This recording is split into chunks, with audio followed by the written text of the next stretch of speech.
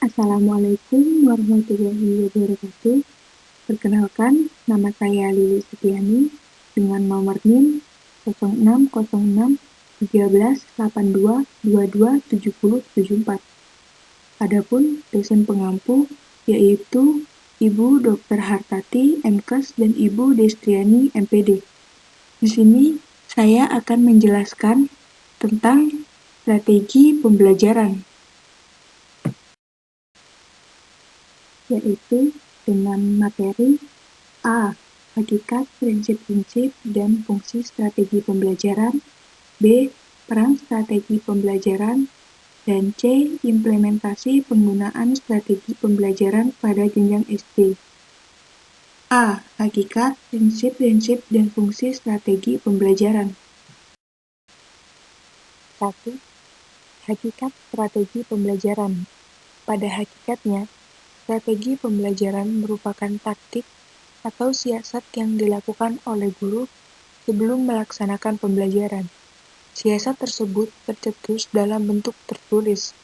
Inilah yang dikenal dengan perencanaan pembelajaran.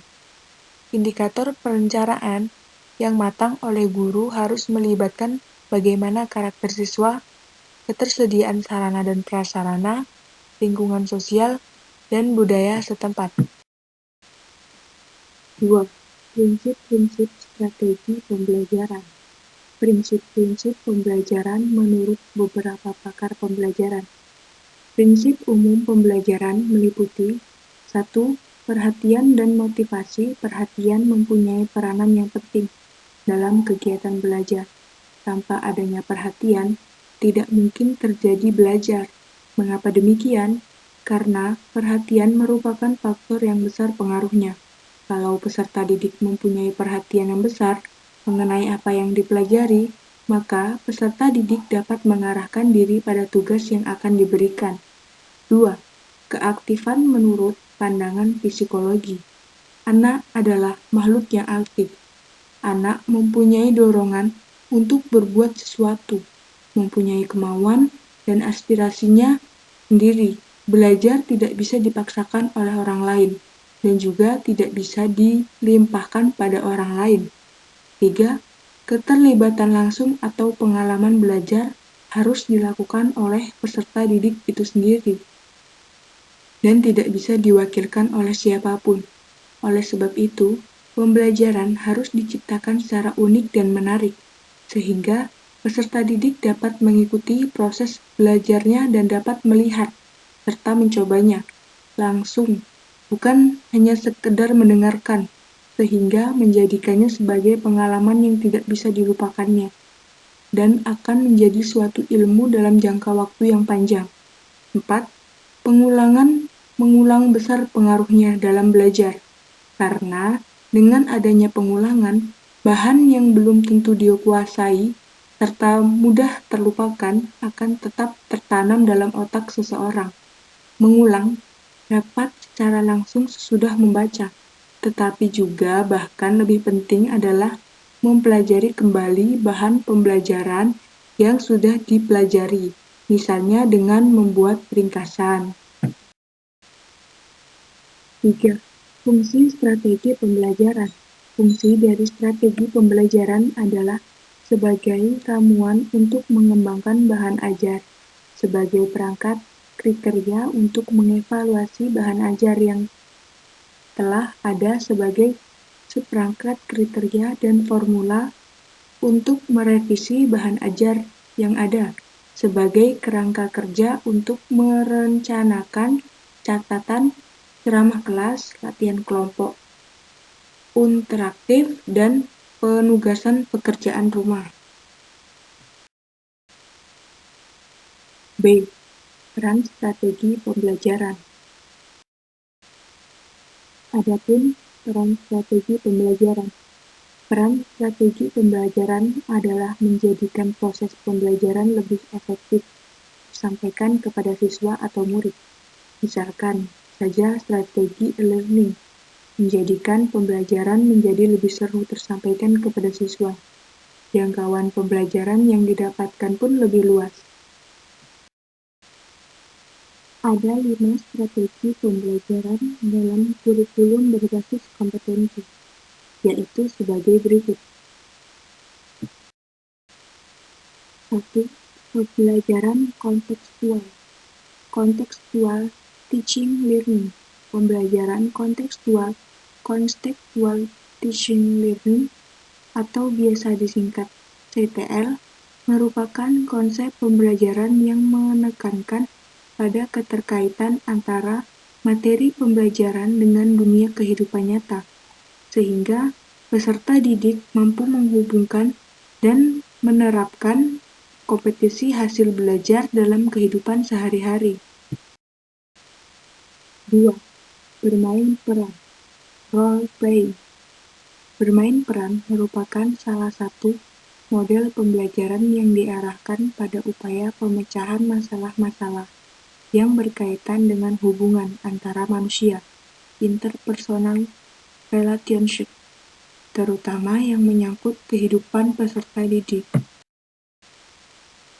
3. Pembelajaran partisipatif.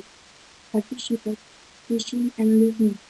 Pembelajaran partisipatif teaching and learning merupakan model pembelajaran dengan melibatkan peserta didik secara aktif dalam perencanaan pelaksanaan dan evaluasi pembelajaran dengan meminjamkan pemikiran. Knowles E. Mulyasa 2003 menyebutkan indikator pembelajaran partisipatif yaitu 1. Adanya keterlibatan emosional dan mental peserta didik. 2. Adanya kesediaan peserta didik untuk memberikan kontribusi dalam pencapaian tujuan. 3. Dalam kegiatan belajar terhadap hal yang menguntungkan peserta didik. 4. Belajar tuntas. Mastery learning. Belajar tuntas berasumsi bahwa di dalam kondisi yang tepat, semua peserta didik mampu belajar dengan baik dan memperoleh hasil yang maksimal terhadap seluruh materi yang dipelajari. Agar semua peserta didik memperoleh hasil belajar secara maksimal, pembelajaran harus dilaksanakan dengan sistematis.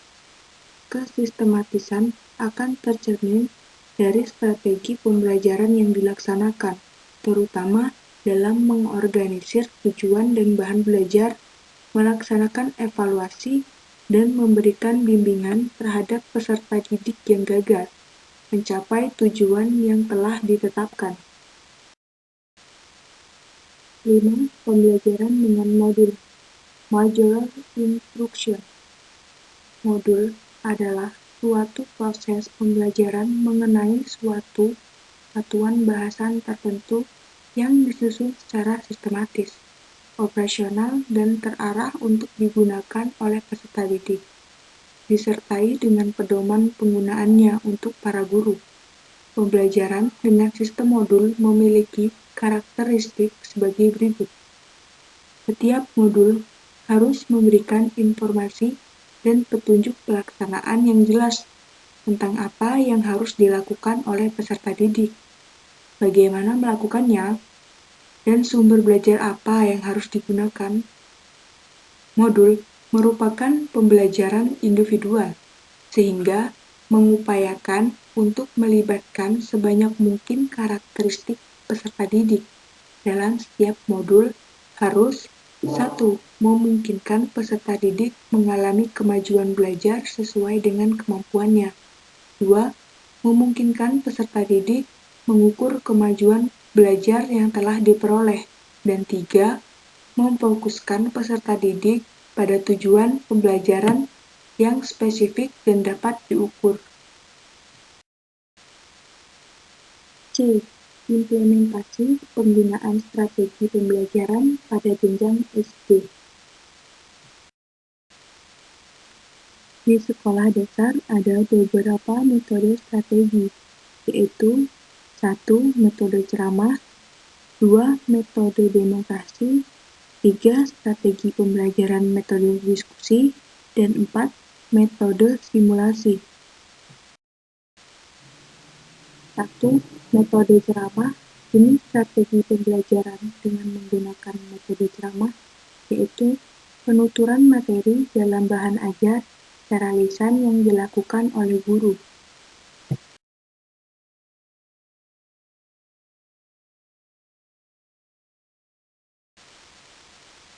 3. Strategi pembelajaran.